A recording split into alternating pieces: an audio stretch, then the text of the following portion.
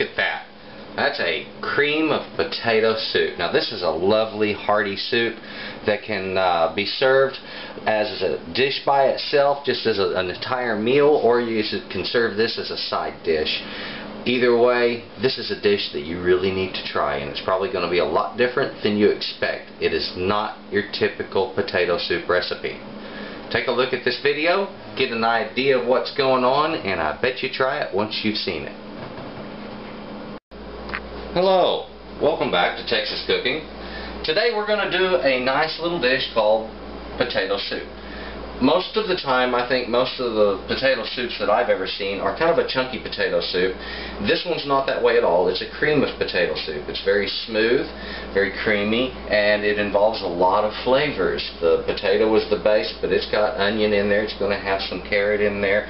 It'll likely have some bacon or ham in it. Cheese will go into this one, in this particular pot. There's all kinds of things that you can do to change this thing up, to kind of mold it to whatever you want it to be. It's just a great basic starter recipe.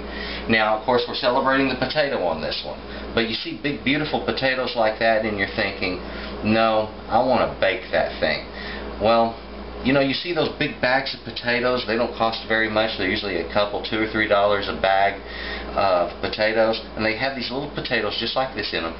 This dish is perfect for these things. It's a great way to use them up, and it's just a superb way to stretch your ingredients in your dollar, because here we're going to make enough soup to feed about 10 people, and it's going to just cost pennies per serving. So watch this recipe. We're going to get into what we do here, and we're going to get into some knife technique also, and how to safely cut certain items, especially dense, hard vegetables like these.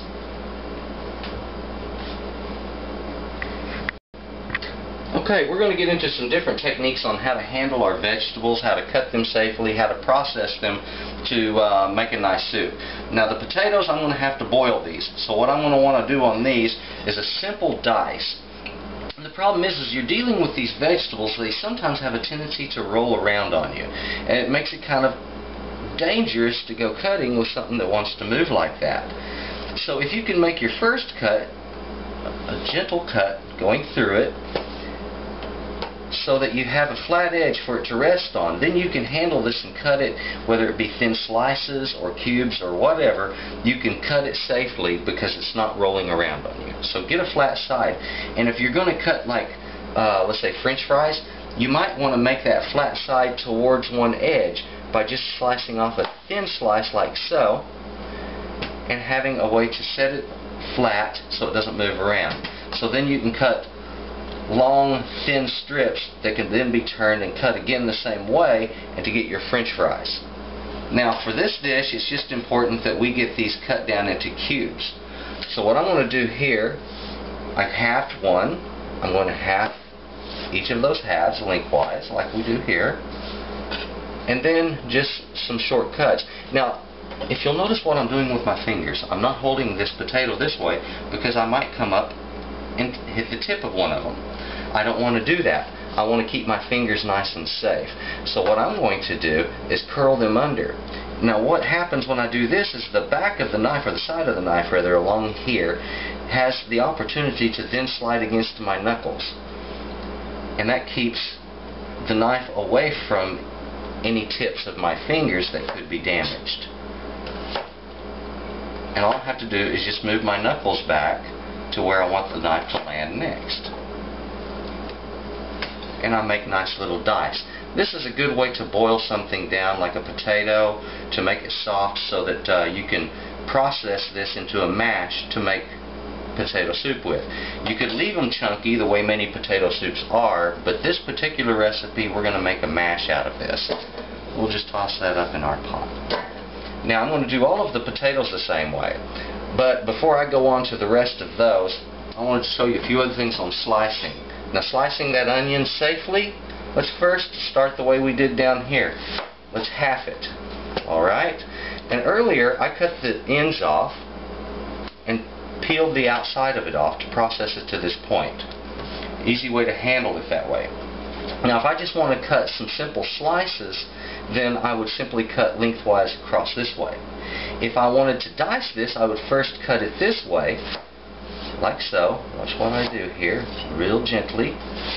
If you notice, I put my finger on the other side of the knife. That just keeps it all sort of in the same position and together so that it doesn't come apart on me too much. And when I turn it sideways, you'll see why that was so important. So I'm making some cuts across those rings.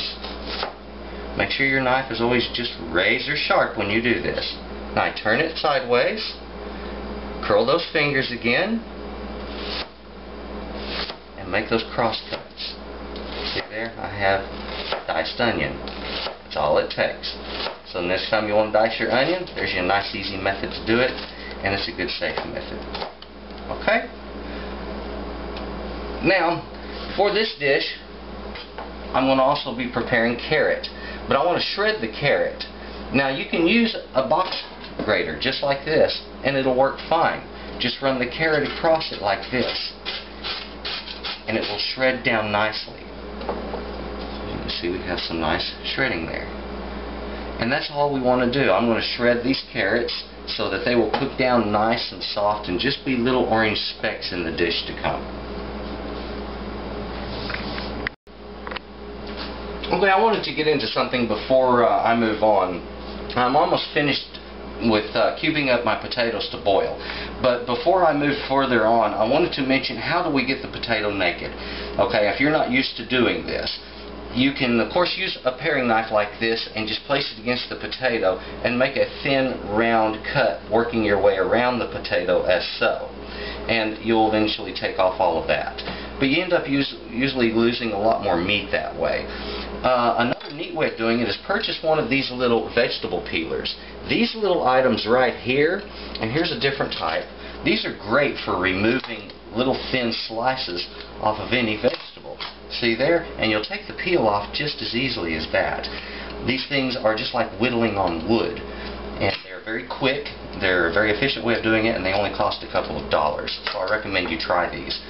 Now, on slicing these potatoes, first of all, you want to make sure that any knife that you're using is just razor sharp or sharper than that. The one I'm using here today is about 3 times sharper than a razor, and it's actually designed to carry a super sharp edge like that and to resharpen very easily and quickly. Because you should have to do nothing more than just set the knife on there and push it forward, and that was really with no pressure downward. I just slid it forward and it dropped through the potato. Now, these aren't old, these are hard, fresh, new potatoes, so they would be dense to cut through. If you have a good sharp knife, it's never really a problem cutting down through something like this. So you want it easy to use so you're not fighting it. If you're fighting it, you're more likely to slip and cut yourself or even stab yourself. So, again, we're just going to make these nice little dice. Cut them down like so. They don't have to be pretty because we're just boiling. I'll boil them and mash them. Okay? So, I'm going to move on to my next step as soon as I get these diced up. Okay, now I've got the diced onion in a pot here, and I want to take this diced onion, we're going to cook it up, we're going to do what's called sweating it. Okay, now to sweat this, we're going to pour in a little bit of olive oil. Okay, that was maybe 3 tablespoons, 2 to 3 tablespoons worth there. And I'm going to give it some heat. Over here on this side, I've got the potatoes. They've got full heat under them, and they will come to a boil in just a little bit. I'm going to boil these until I can put a fork in one of them, and it breaks apart easily.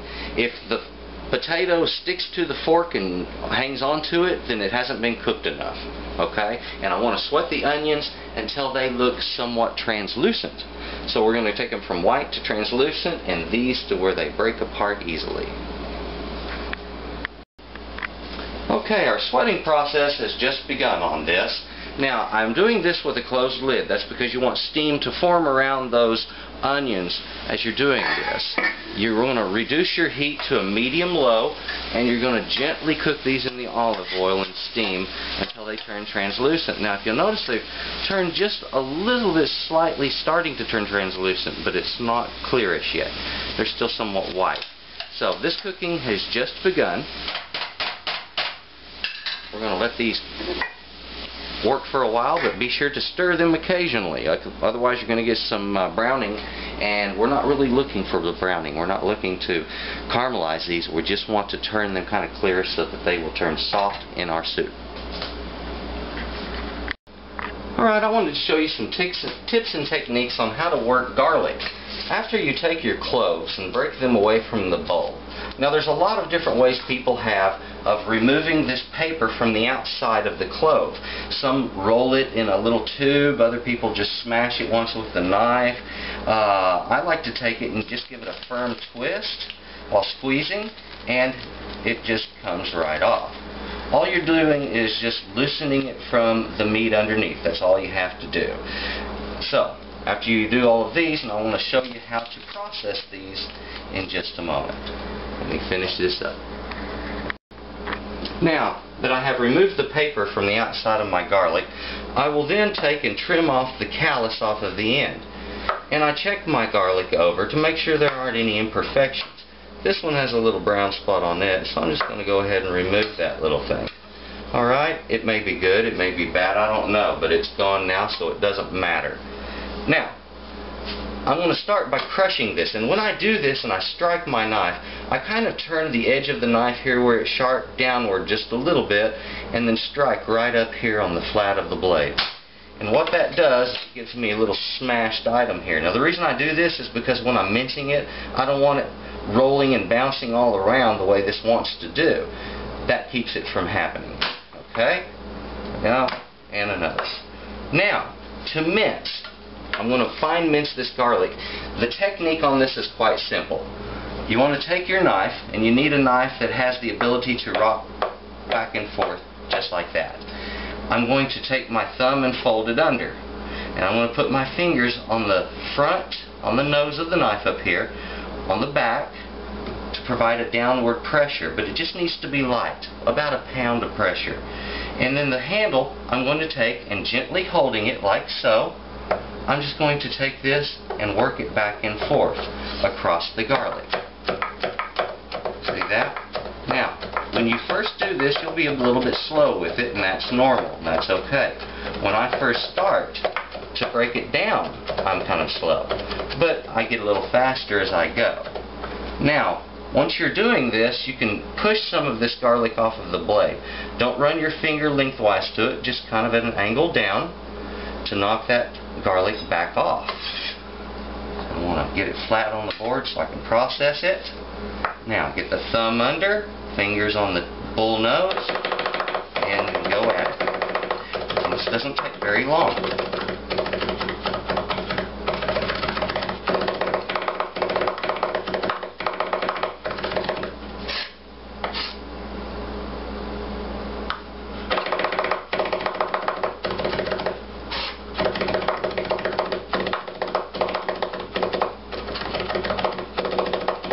There we go. Now I've got garlic to put down into my soup.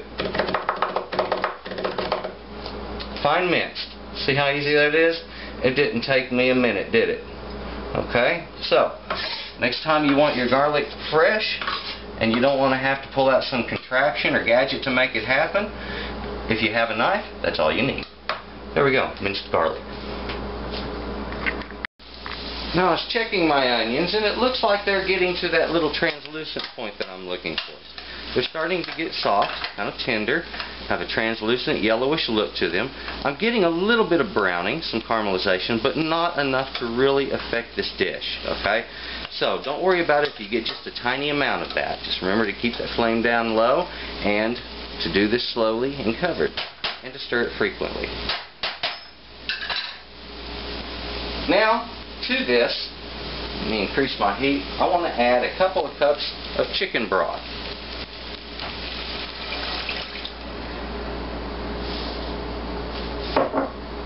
And I'm going to boil those onions with the carrots. And that was 3 carrots, 1 large onion,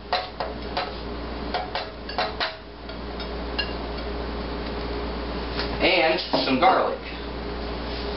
The garlic that we mixed earlier, and that's about a tablespoon. So if you figure 3 medium cloves like that being roughly a tablespoon.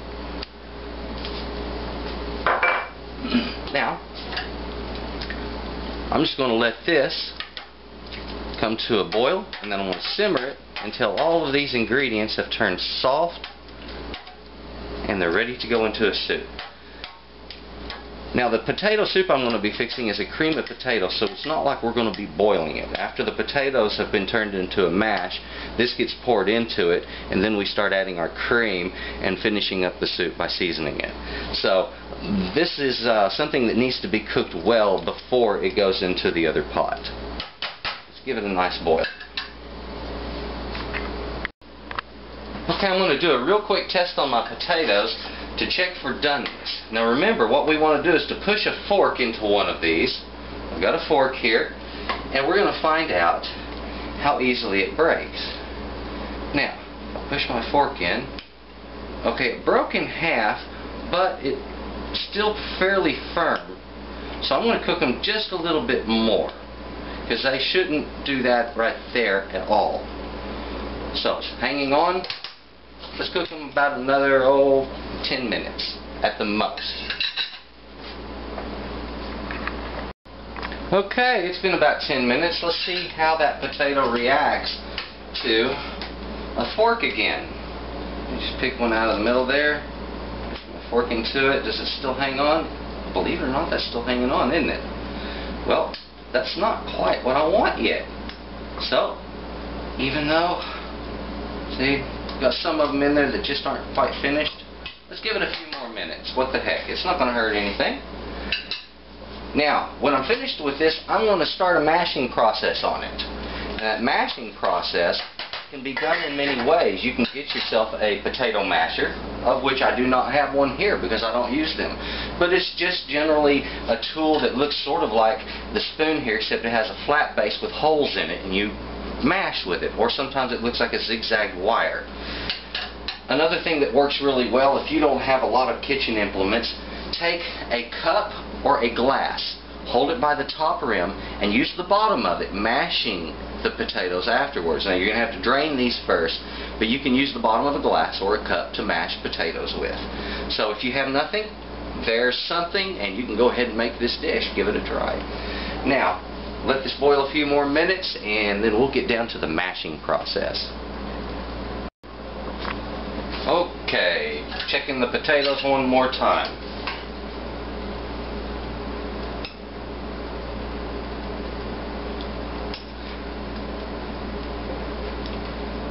See how that goes? Usually it breaks apart now. It was still sticking on my fork just a little bit, but I'm checking it and it's dry enough and definitely mashable. So what I'm going to do, we're going to go ahead, I'm going to drain these. Now, there's a couple of ways that you can get the water from the potatoes. One way would be just to cover it with a lid, hold it with pot holders on both sides while putting your thumbs down on the lid to press the lid in place, and then turn the pot sideways over a sink to drain it. That works fine. Be careful that the steam doesn't scald you while you're doing it. If you don't have a colander, now a colander is just like a large bowl that's got a bunch of holes in it, and that's the best way that you can drain off vegetables that you've been boiling. And that's what I'm going to do now, and we'll get to the mashing part immediately. Okay, it's time that I go ahead and drain off these potatoes. I have something to set my pan on here so I can do my mashing, and I've got my colander, and as I mentioned, that's a colander, okay? So, let's get those nice looking potatoes. Put it right down in there. That drains it for me. Now all I have to do is take this and pour it right back into this. Okay? Now, this becomes a simple method of mashing. The way I'm going to do this is I'm going to use a hand blender. And if you have a hand blender, you may have never considered using it in this way, but believe me, it works like a charm. And I need to mash this until these potatoes are nice and smooth all the way through. Finding a little bit of potato or onion skin in there. Got that out. So, old hand blender I've had forever.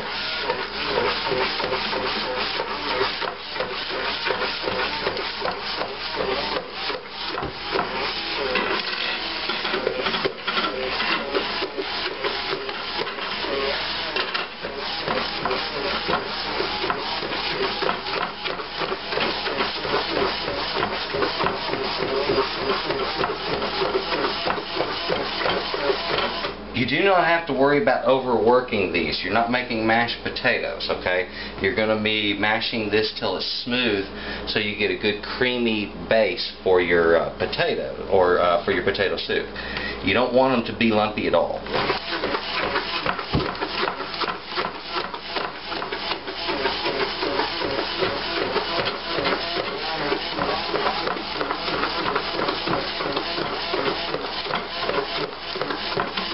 Now you want to mash this until it forms almost into a dough-like consistency.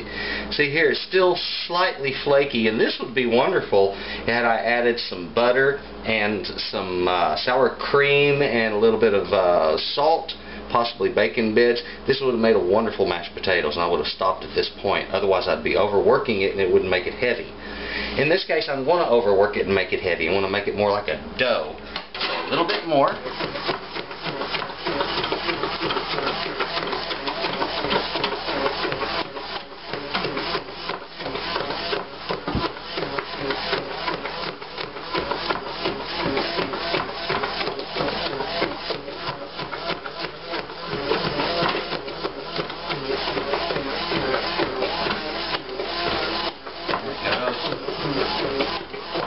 You see how it's formed more into like a doughy mass?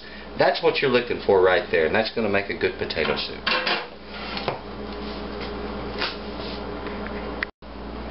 Okay, we finished our mash. Now it's time to get down to what we're going to put into that. Now you remember that little base that we cooked earlier with the chicken broth and the onion and carrot and that garlic. I want to take that, and I call this a flavor base. I'm just going to pour that right in there. Okay? Now that flavor base, wonderful. A little bit left in this pan.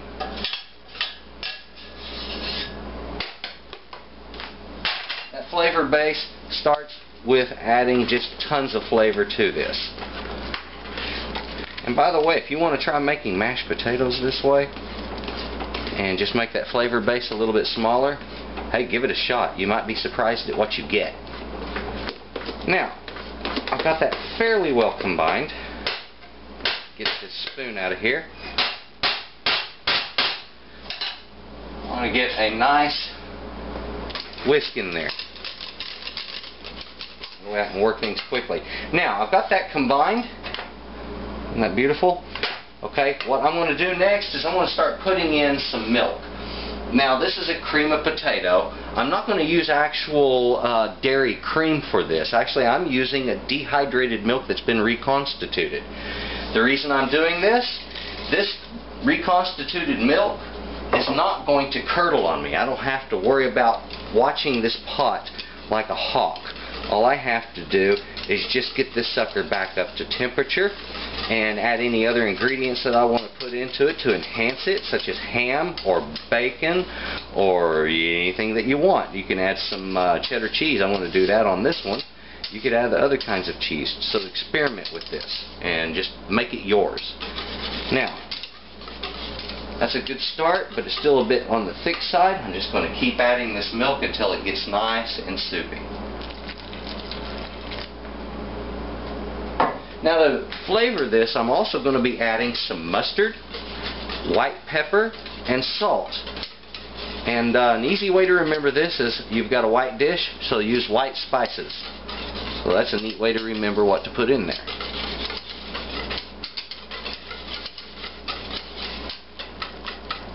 Okay, I'm starting to form a nice soupy consistency here. Plenty of carrot in there. This is a real hearty one. Sometimes I'll put more carrots, sometimes a little less. Again, just customize it the way you want to do it. If you want to use 2 onions and no carrots, well fine, you have at it. Add some kohlrabi to this. Add any vegetable you want, actually. put some yellow squash in it. See what that does for you. Okay? So, I'm going to be bringing this up in temperature. And then we're going to add in some cheddar cheese. I want to make this a cheesy cream of potato soup. Now, when it comes to adding your spices to a dish like this, there's really no right or wrong to this. It's a matter of taste. What tastes good to you? So what we're going to do here, first of all, you have to understand potatoes are salt thirsty, meaning that you can add a lot of salt to them and it just seems to keep enhancing them, and it takes quite a bit before there's too much salt in potatoes. So we're going to add in some salt here. And I want to add in probably about 2 teaspoons to start with here. And some white pepper. This is just plain ground white pepper. And I'm going to put in maybe 1/2 to 3/4 of a teaspoon to start with. And then I also have some ground mustard. I'm going to put some of that down in there, and I'm going to put about a teaspoon in there. Okay? Now, that's just a start. That doesn't necessarily mean that's enough spice for this. It's just a good start. And then I'm going to taste it, and if I feel it needs a little more of this or a little more of that, then I'm going to add those items. So just be prepared when you're adding spices and things to adjust that seasoning according to your taste. Okay? And if you're not used to those spices, well, this is a good chance for you to start using them. The white pepper gives you a nice, interesting, it's the same type of pepper as black pepper, the ground black pepper you use or in a pepper mill. But the only difference is it's a matured peppercorn. And they turn white. And the flavor does change a little bit. Some people will tell you it's the same flavor. Well, frankly, no. It is a little bit different flavor, and it's definitely a different odor. So when you're using that white pepper, be prepared for just a little bit different experience there. The mustard really brings out some of the tones in the potatoes, as well as the cheese I'm going to add to this.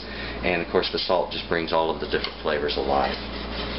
So, I've still got the heat underneath it. I'm not too worried about boiling it, although I'm not trying to heat it too fast. The nice part about using dehydrated milk for a dish like this is you don't have to worry so much about it curdling. You're kind of protected from that.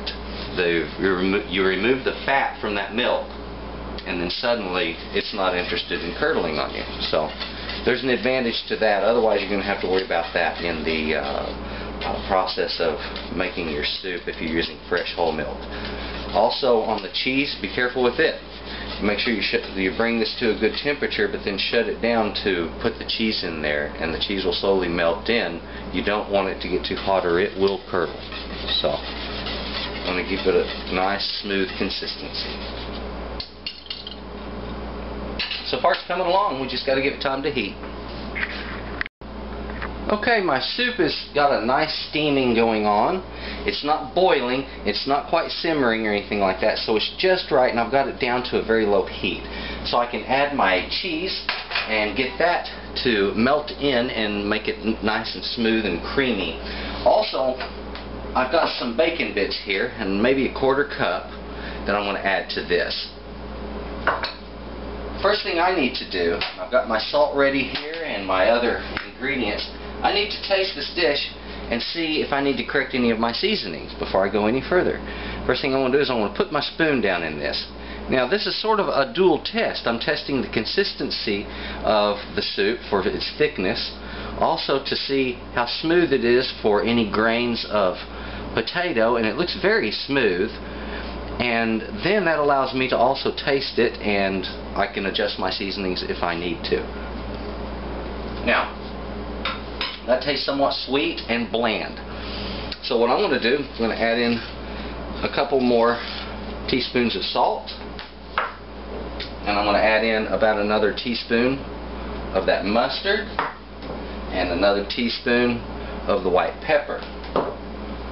Stir that in, and I might have to adjust that yet once more.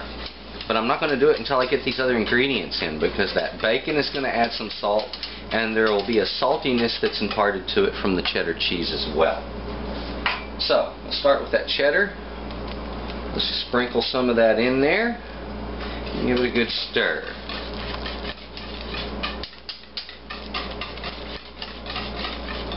Do that again. Now, how much am I putting in? This is a total of 8 ounces of grated extra sharp cheddar. Whenever I'm cooking with cheddar, I like to use a very, very sharp cheddar. I like it to stand out in the dish and to be a note that's very noticeable. Oh, here we go. I'm going to put in another handful.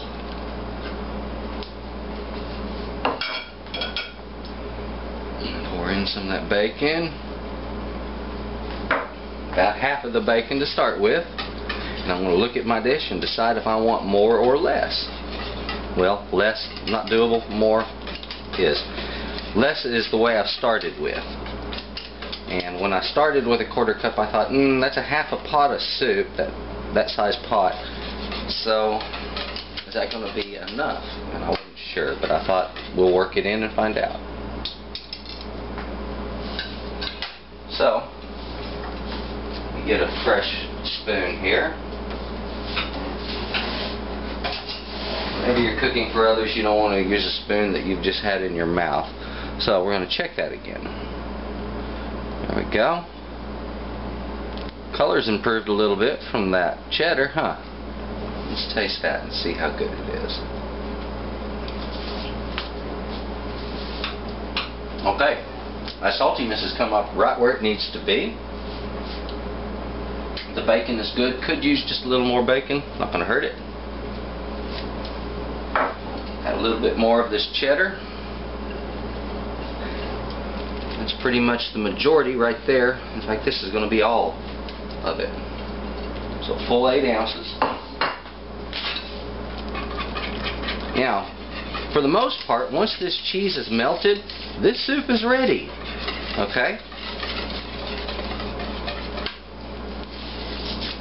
And once it comes ready, go ahead and shut it down. You don't want to boil this. In fact, I'm turning the heat off now because I don't need to damage that cheese. I don't want it to curdle on me. Here we are.